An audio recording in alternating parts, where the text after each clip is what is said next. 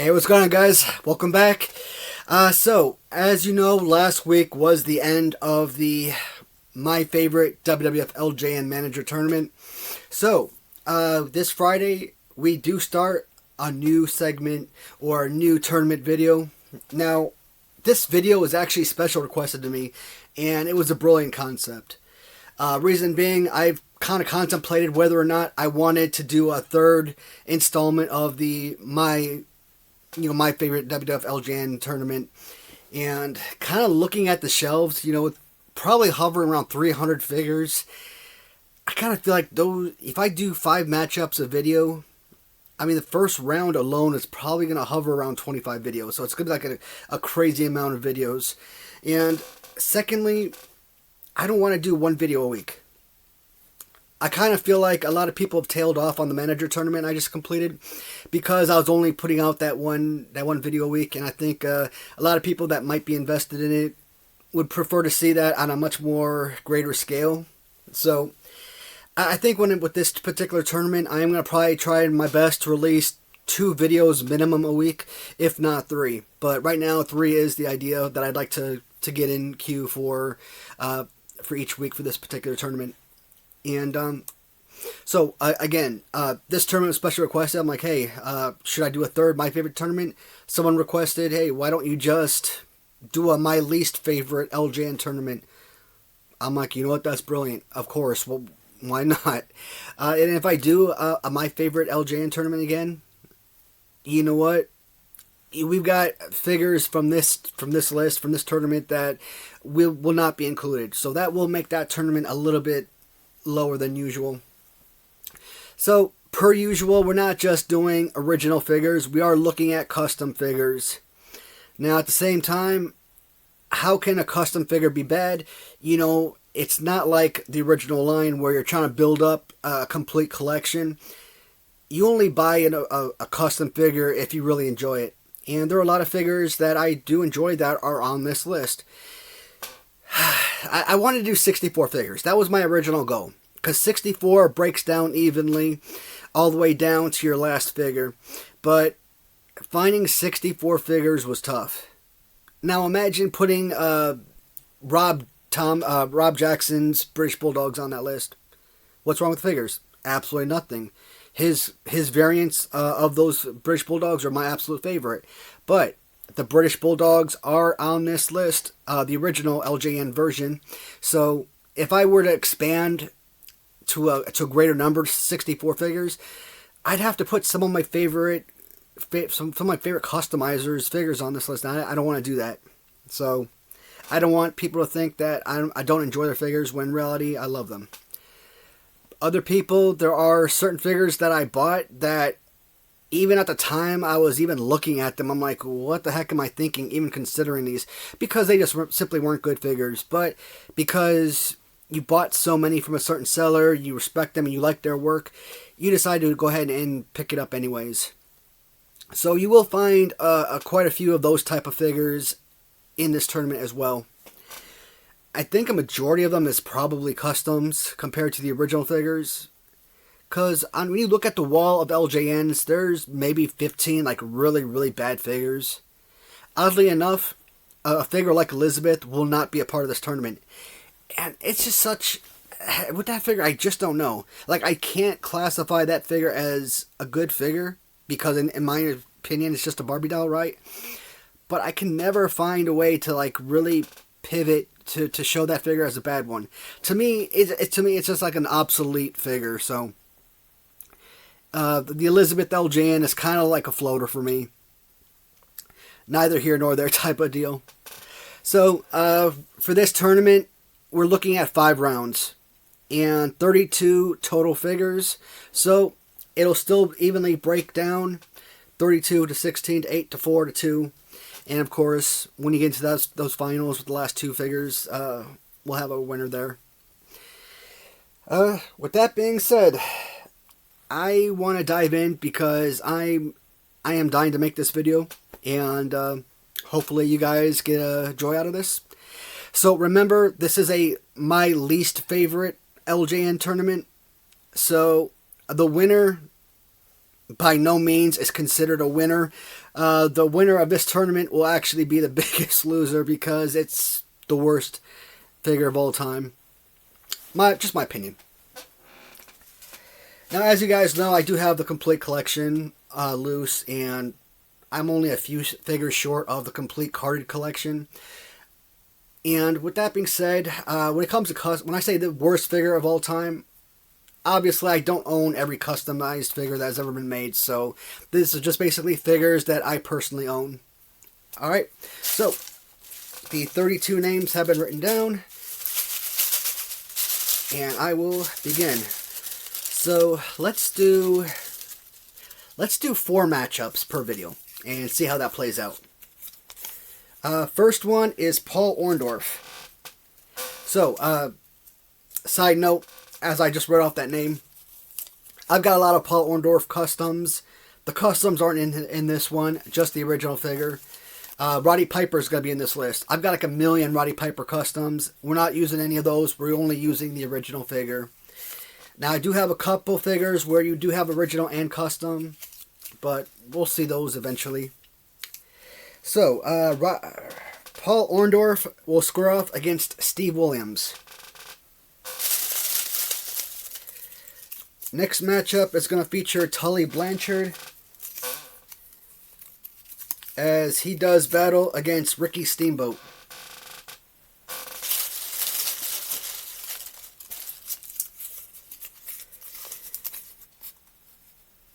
Alright, this is a John Ruggiero custom. It's a Hulk Hogan NWO. And he will square off against Jimmy Snoka. And the last matchup for this video is going to feature King Haku.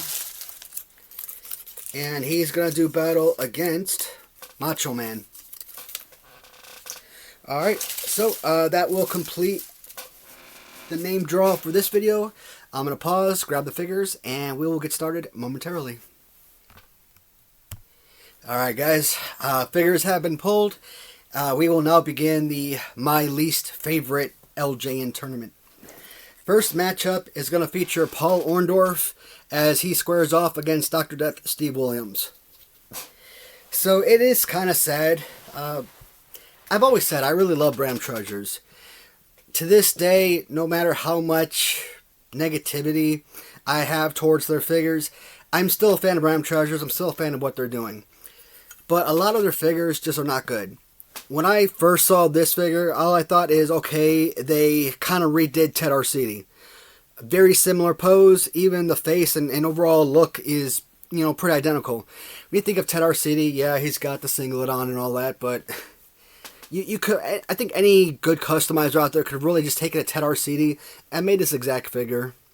And there are people out there who do have the skill to kind of like remove the singlet from the body so that all you see is bare skin. So, not a whole lot of memories, and honestly, I don't think I remember anything about this character from childhood.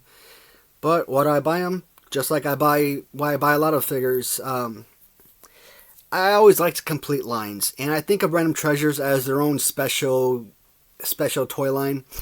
So, yeah, I picked him up, and was I grateful to have him? He is an additional member to my LJN roster, to my LJN collection. But I think that's it. I really don't get a lot of pleasure. And I think, like I said, name brand to me, name recognition is so important.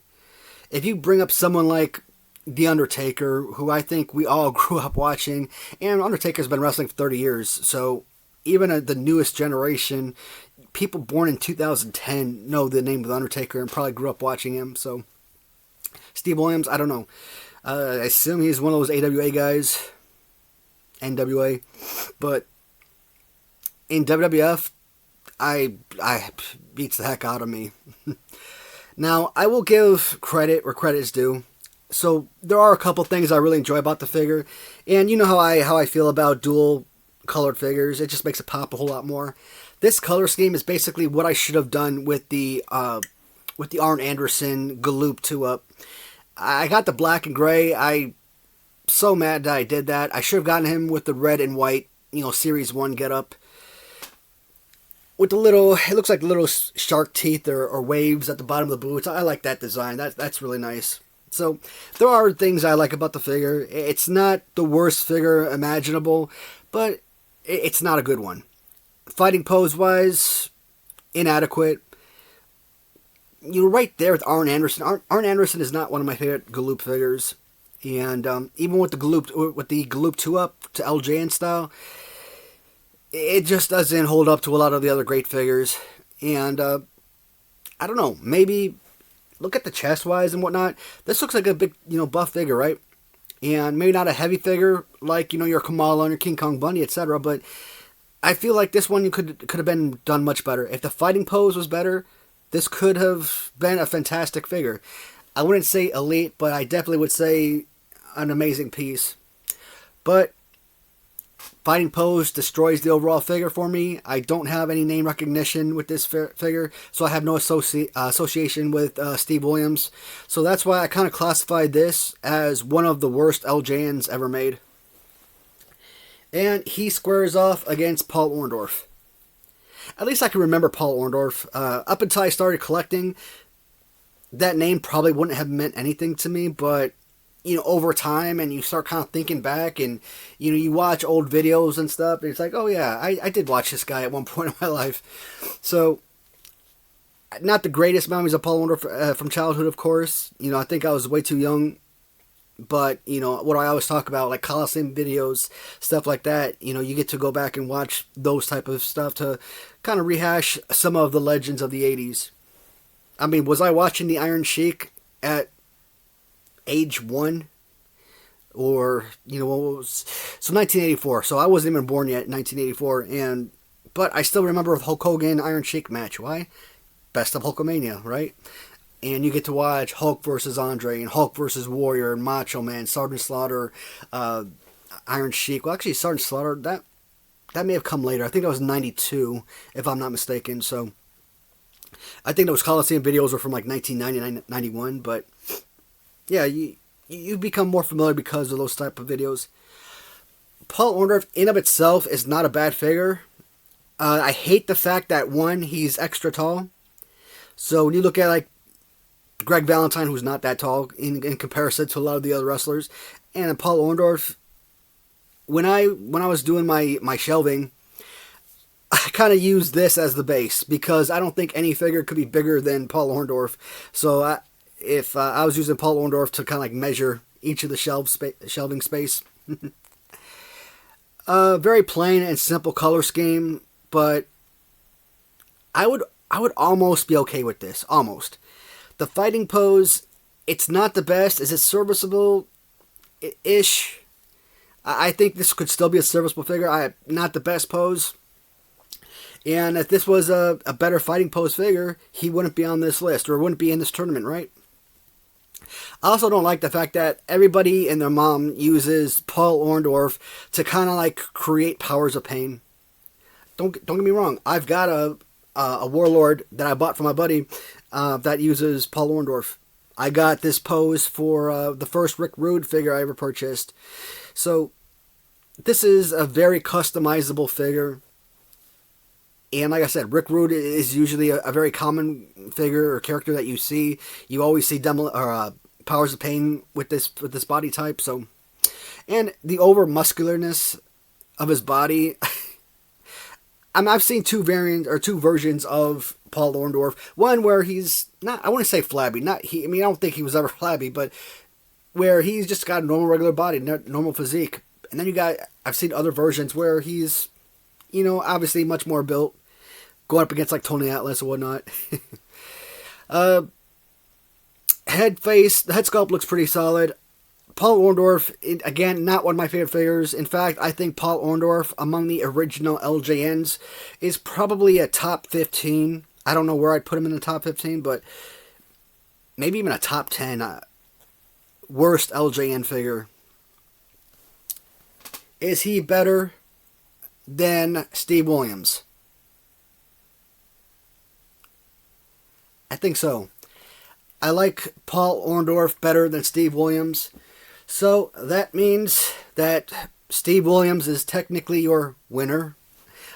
He will be moving on to round 2 in this, my least favorite LJN tournament.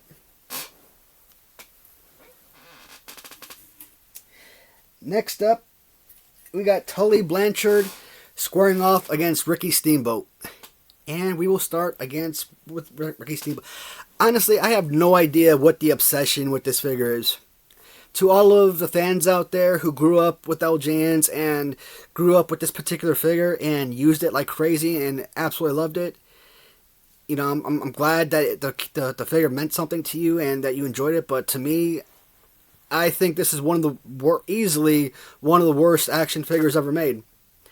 There is absolutely no fighting pose to this figure. I mean, me and Jason over at Blatant Inference Wrestling, we used to joke about that. He would do like the Hulk Hogan rake across the back type of deal. That's really his only fighting pose. When I started using this figure, kind of like to get the feel for the figures, right? My finisher was basically grabbing him by the top of the head and throwing him face first as hard as he could into the mat, and that was his finisher. Like, I don't know, Ricky Steamboat. I don't know this Ricky Steamboat. The Dragon Ricky Steamboat that you got from the 1990s, gimmicky, sure, but that's the Ricky Steamboat I can remember. And I was never like super impressed with that character in the 90s either. I understand that no, it was Tito Santana and Greg Valentine. I'm trying to think. I'm pretty sure Ricky Steamboat was Intercontinental Champion. I think WrestleMania 3, if I'm not mistaken. I believe he defeated Macho Man for the Intercontinental Championship. I haven't watched WrestleMania 3 in a million years, so I'm hoping I'm saying that right. Tito Santana, I'm sure, like Ricky Steamboat. What I keep saying, Tito. Kind of get me confused because the Tito Santana figure is also on this list, which is terrible. And I talked about those two figures being like among the worst. When I first did my top 10 countdown of least favorite LJNs, I barely kept this one off the top 10 list. I think if I had continued, I would have made him like number 11. Simple figure. With these figures, if you give them black pants and black boots, that's fine. I would have loved if they kind of like add some extra detail, like white laces or something, you know, kind of give it that extra tone. Otherwise, it's just a plain, simple figure with a terrible fighting pose. I mean, I was never a Ricky Steamboat, fan. One thing I do respect about him is the fact that he stayed face his entire career. He didn't have that back and forth between heel and face, so that was pretty awesome. But other than that, I mean, he's like a DDT and a rake across the back guy. This is, to me, a non-enjoyable figure. And I don't know how kids got... With that being said, I had Ron Simmons Galoob as a kid, and I used that figure all the time, but I was constantly angry every time I had to use him because he was such a bad figure. You're going to have to make use with what you've got, but if I had the option, no, this figure would not be part of my collection. He is part of my collection only for the simple fact that he's part of original LJN, and of course I wanted the complete collection. So, Tully Blanchard. This is another guy, another one of those Bobby Heenan managed fellas. He and Arn Anderson, Brainbusters. And for whatever reason, I always call him Blanchard Tully. I always get the name backwards. But Tully Blanchard, this could be a decent figure. I'll explain. When you look at this figure, he is nothing more than a Ric Flair Galoob. 100% identical. The only thing that they did different is changed out the head to give him a different, obviously a Tully Blanchard head, and throw some grease on his chest and call it hair. I've talked about people who I've actually seen take like markers, Sharpies, and take like a George Steele and kind of marker on the chest of George Steele. That looks so much better than this right here. I am not a fan of the fake chest hair that they give Razor Ramon and Tully Blanchard and Mike Sharp. To me, it's grace. I can go outside, rub my finger in some water and some dirt, rub it on the chest, and give you that same appeal. So that's not very good. This figure is saved by some of the dual offset colors, which is great. The Ric Flair Galoob, it's an average to below average figure for me. I mean, I'm not as blown away by that figure as many others growing up. I mean, I had the figure, I used him a lot, but with the hands all down and separate like that, it wasn't exactly the greatest playable action figure. Obviously, I want the hands much higher, where you can actually throw punches and clotheslines and stuff, and have solid body slams. There's no body slam with this figure. In terms of Ricky Steamboat, because Tully Blanchard is a bit more playable, yes, I think I like Tully Blanchard a lot more than Ricky Steamboat. So for the sake of that argument, Tully Blanchard is done. He will not win the my least favorite tournament. But let's be honest, guys. Tully Blanchard, among Random Treasures, probably top 5, top 7 of my least favorite figures from them. But Ricky Steamboat is not good. So, next matchup. So, I have a number of these figures. It's Hulk Hogan versus Jimmy Snuka. We will start with Hulk Hogan. So, I've said I have a bunch of these. I have one figure that's very similar to this from Wrestling Writer. You know, probably a majority of my customs, or a good chunk of my customs, come from Eric. And he had a version like this, but I didn't choose that one. This one actually came from John Ruggiero. I purchased probably 8 or 9 figures, something like that, from John in the past. The only reason I put this figure on there is because of the stupid Jesse Ventura punch. You're not looking at this, you're not acquiring this figure for the sake of playability. You're acquiring it for the sake of display. This isn't going to, parents aren't buying this to give to their kids. If you're a child of the 80s and you want your kids to play with 80s LJNs, you want, kind of show off the toys that you loved as a kid, you're getting them the original figures. You're not getting customs, right? These are for the adults, the ones who actually care about that stuff, like me. John did a fantastic job with this figure. Good head mold. Kind of kept in with the little bandana or whatever.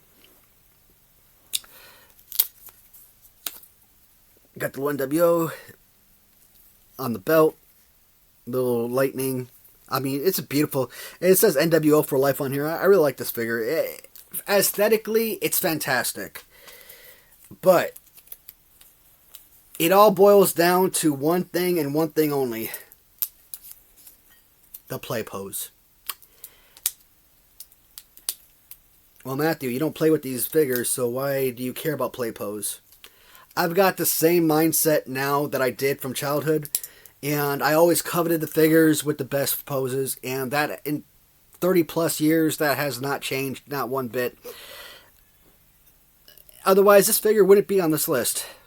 But the Jesse Ventura pose, I knew I wasn't going to choose any of, Demolition Smash or Axe, and I wasn't going to choose the other one because I liked the other Hulk Hogan better, so this was, I had to find a 30-second figure to make the numbers even, and this figure just kind of lost out. But you got your little NWO Hollywood Hogan type. And Jimmy Snuka.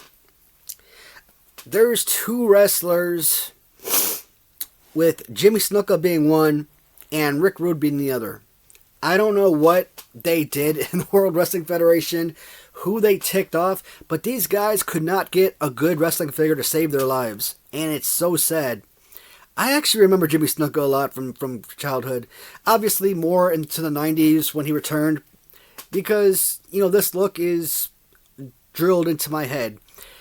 The jumper Jimmy Snuka Hasbro, one of those figures I had as a kid, one of those figures I absolutely despised. And it was because of the whole way that the fingers were set up and everything. And then the other hand was just kind of like a little slap. And Jimmy Snoka, LJN, and this is one of the original 5. And that's what's sad. When you look at Series 1 of LJN action figures, the 9 total figures, I always felt like Series 1 had the best playable action figures, followed by Series 6. But they also had, some of the worst, which included Jimmy Snuka. This is a super thin figure, not a lot of, detail to it. And that's why I love figures like Honky Tonk Man and the $1 Million Man, because with those clothing accessories, it gives that extra bit of detail. Think of Harley Race. If Harley Race was nothing with his hands in like this, right? If he was nothing but boots and trunks, that would possibly be the worst figure ever made. But you throw on that jacket, give him that extra look, and suddenly he's a mid-tier figure.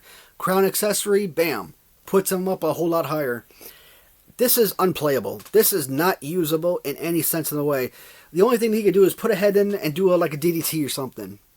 But this sucks. This is just straight trash. In fact, I think this might be my winner / loser for this tournament, because this is just so bad. 1,000,000%, absolutely, I choose Hulk Hogan to win, or I guess Hulk Hogan to lose. And this moves on to round 2 as the worst figure. Alright. The last matchup is going to be a toughie. I have no idea. From Random Treasures, we're looking at King Haku as he squares off against Macho Man. So, we will start off with Macho Man. I have no idea what to feel about this figure. I am killing myself. I am begging to love this figure. But I don't. I despise it. To me, it's right on the border of being spectacular, but they give him Ron Simmons. Of every action figure known to man that you could have utilized for Macho Man, of all people, you give him Ron Simmons' fighting pose. At least with the big rubber guys, I talked about the figure being extra thin, which I didn't like. But, and my buddy Chad, he kind of mentioned to me, Macho Man was famous for kind of like giving the one finger up, especially when he goes to like the top of the turnbuckle before he drops his elbow. So, that made a whole lot of sense. Even though I'm not a fan of like the thumbs up or the pointer fingers on the action figures, because I think they break too easily. But Ron Simmons, what purpose does this make? Yes, this is Random Treasures' take on the Series 5 LJN Hulk Hogan, which is supposed to be a commemorative piece and not really supposed to be utilized as a playable figure. Forget that. Aesthetically, a gorgeous piece. If you're just taking it as a statue, and that's another thing, guys. Random Treasures, if you're listening, if this was a resin figure, this would probably cost like $75 to $100. So paying $150 for a rubber figure, you want something that's playable. I get it. I'm not playing with these, but there's still, I still enjoy the aesthetics of the playable figures. And this just fails miserably in that. As much as I want to love this figure, I just can't bring myself to do so. All I see every time I look at this figure is Ron Simmons. And it absolutely kills me. It hurts my soul to look at this figure, actually. It took me, I think this was up for 8 months, a year. I can't even remember how long this was up on Etsy. But several months ago, when I did that bulk purchase, I brought in like 7 figures that I didn't have. And I came back later on, I bought like 4 more figures to close out all the figures. So, but this one, like I said, I want to love the figure, but it hurts. It's just not good. King Haku. This is one of the few variants where both original figure and a custom figure is sharing responsibility in this tournament. because he's a king Haku and not just an islander Haku, I kind of made that separation. Otherwise, I'd have to choose one or the other. The only reason I really don't like this figure is twofold. Number one, I don't know what's up with these hands, right? If your hands were out more like this, acceptable. Even the Macho Man, which is like way up inward, I would be somewhat okay with that in comparison to what you get here. Think of your Series 2 Galoob with El Gigante, right? His hands are all up in like this. That's basically what you're getting here. Only his hands a little bit spread further apart. The only saving grace on this figure is the accessory. That's it. But when you look at this figure, I don't know if like Ram Treasures were trying to work out the kinks or whatnot, but this figure does nothing but sit on a shelf. It doesn't move. Occasionally, it will when I do videos like this. But to have all of this massive paint loss throughout the figure and all of the paint being cracking like crazy, it's absolutely insane how bad this figure looks. It's killing me because this is a bad figure. This is so bad. In fact, I feel like this should be on the bottom 4 among the worst figures ever made. But I'm going to let King Haku be the better figure among the two because he is at least a somewhat playable figure. That's about it. If you're looking at rubber, this cheap rubber that Ram Treasures used to use with the weird skin, no. At least they did better with that, with the Macho Man. But Macho Man, as an unplayable figure, he is going to move forward to round 2. So, that is going to conclude the first set of 4 matches. So, if we're looking at 8 figures per video, we'll be done with round 1 in 4 videos. So, disappointing with so many of these figures. But, disappointing or not, I'm still glad to have them.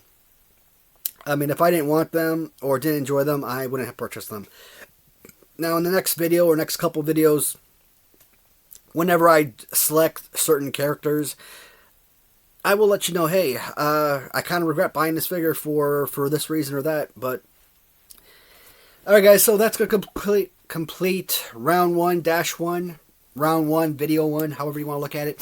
So, I will be back hopefully within a day or two with the next set of matches. I'm not going to do a weekly Friday release. I'm going to try my best to kind of get these out 2 to 3 times a week. So this tournament will probably be done in a couple weeks if I end up doing it that way. Alright guys, thank you so much for watching. Talk to you soon.